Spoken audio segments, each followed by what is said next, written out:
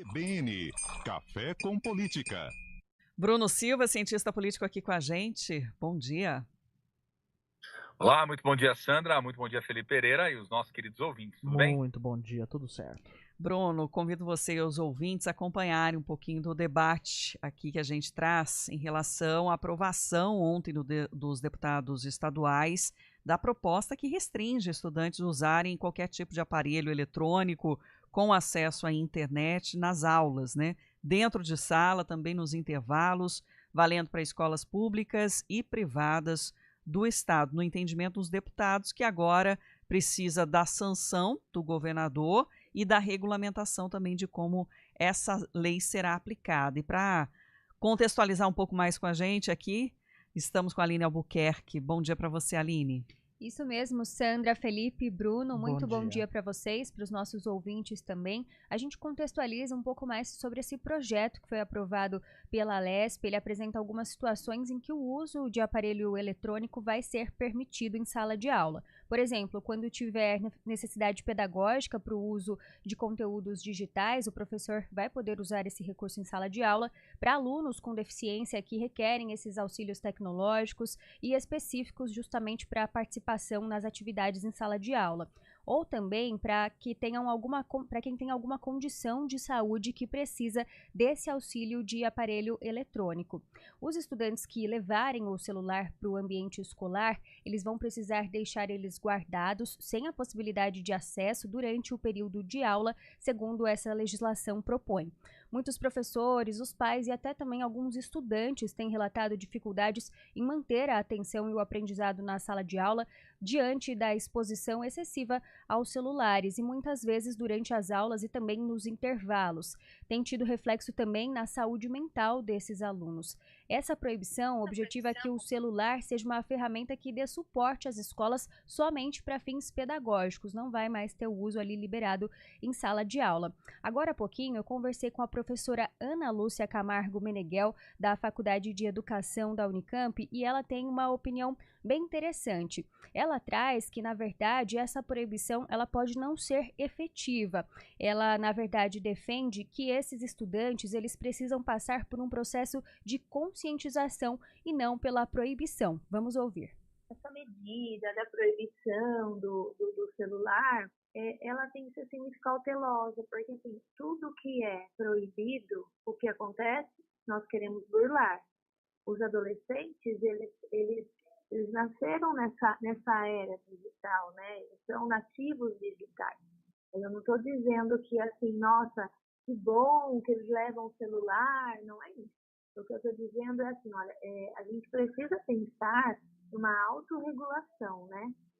Com esses adolescentes. O ideal é que se faça um trabalho de autorregulação com esses adolescentes, que coloque eles como protagonista, trazendo os malefícios dessa quantidade de hora, esse malefício de ter esse celular toda hora. Olha, em primeiro lugar, o que temos que fazer? Rodas de conversas, temos que fazer debates, trazer o celular em pauta. Proibir não vai adiantar. O certo é fazer um trabalho dentro da sala de aula que faça com que eles comecem a se autorregular esse celular. Bom, esse assunto também está em discussão no Congresso Nacional, não só pelo governo do estado. E a gente continua acompanhando qual vai ser a postura do governador em relação à implementação dessa lei. Felipe e Sandra. Obrigado, Aline Albuquerque, pelas informações. Nós temos duas participações que nós pensamos aqui de ouvintes. Vamos ouvir. Bom dia, Sandra. Bom dia, Felipe. Elton Toledo daqui de Pouso Alegre, sul de Minas, acompanhando vocês pela internet aqui. Eu sou super a favor dessa pauta aí do celular na escola e super a favor de proibir isso. Eu sou da época que era folha de papel ao maço, trabalho em biblioteca, em grupo, e a gente se virava tão bem. Agora essa molecada hoje não interage com nada, é só telefone.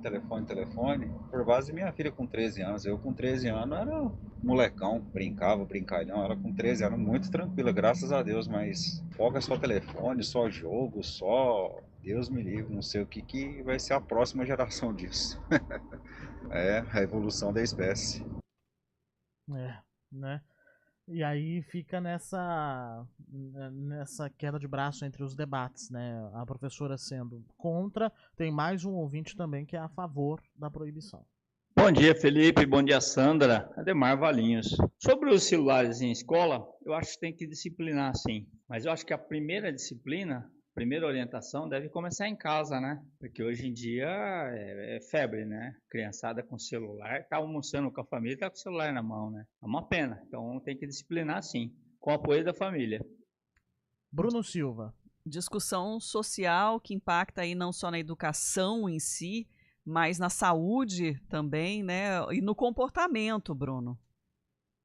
Não tem a menor dúvida, gente, né? Esse é um assunto que certamente nós voltaremos ainda nele, né? Porque vai gerar bastante repercussão. Mas eu acho que, assim, tanto com os argumentos contra quanto os argumentos a favor, tem pontos que convergem, na verdade, e que são importantes, né? Primeiro porque eu penso particularmente o seguinte, inclusive como professor aí há uma década, já dando aula para essas faixas etárias, né? Que vão desde aí do 6º ano até a pós-graduação, né? E eu sou unânime no seguinte sentido, de fato o celular, em termos de desenvolvimento em sala de aula, ele acaba muitas das vezes mais por atrapalhar do que necessariamente ajudar, né? Por quê? Porque, infelizmente, falta uma etapa anterior, que um dos ouvintes chegou a falar, olha, eu acho que um uso mais racional, mais disciplinado, tem que vir de casa, de uma outra forma de estímulo, né, de uma outra maneira como lidar com essa tecnologia. E o fato concreto, Felipe Sandra, queridos ouvintes, é que nenhum de nós, né, fomos preparados, fomos educados tecnologicamente. Essa que é a grande verdade.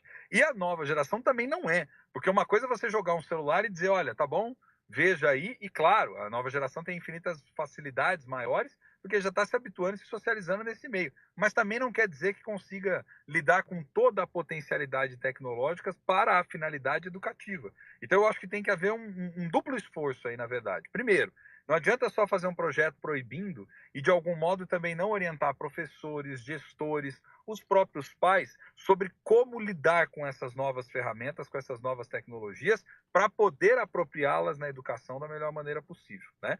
E aí o que acontece? A proibição, talvez no primeiro sentido, faça muito sentido e vai ser muito bem vista, sobretudo pelos pais, porque eles estão lidando com esse problema na ponta no dia a dia, como o pai disse, a pessoa não desgruda. Eu entro em sala de aula, às vezes depende de turma para turma, depende de algumas questões culturais, do nível de até dependência tecnológica, mas eu entro para dar aula em algumas turmas onde eles estão tão grudados na tela que eles não conseguem mais erguer o olho para dar bom dia para a pessoa, para poder sair daquele universo. Então há uma dificuldade muito grande. Esse é um assunto seríssimo em se tratando de educação, e eu penso que quanto mais a gente conseguir afastar desse mau uso tecnológico, que é um uso para entretenimento, somente para redes sociais, para ficar perdendo tempo à frente da tela, que afeta a saúde mental e uma série de outras coisas, tem que ser estimulado, tem que ser fortemente combatido. Só que, em contraposição, é preciso também se ofertar um outro caminho, um caminho que passe justamente pela chamada que eu estou trazendo, educação tecnológica, que aí tem uma infinidade de temas que a gente pode pensar, que é como nos tornamos produtores de conteúdo de modo mais proativo, que diz respeito a como lidar com esse universo de fake news e notícias mentirosas, enfim, tem uma série de temáticas. Mas num primeiro momento, confesso, né, na condição de professor, penso que a proibição ela pode ter um efeito positivo no sentido de chamar a atenção para o tema, mas não penso que ela por si só vai resolver os nossos problemas da dependência tecnológica. Reflexão feita e deixa aí aberta, inclusive, né? Porque é como o Bruno falou, né? Não é algo certo, né? Precisa ainda ser debatido mais com a sociedade e até a regulamentação de como isso vai ser feito, praticado realmente pelas escolas, sejam públicas ou privadas. Bruno, agradeço. Até amanhã. Agradeço, gente. Abraço, Sandra, Felipe, queridos ouvintes. É preciso que a gente tome cuidado para não ser uma letra morta da lei depois, né? Acho que a implementação é o maior desafio. Um grande abraço.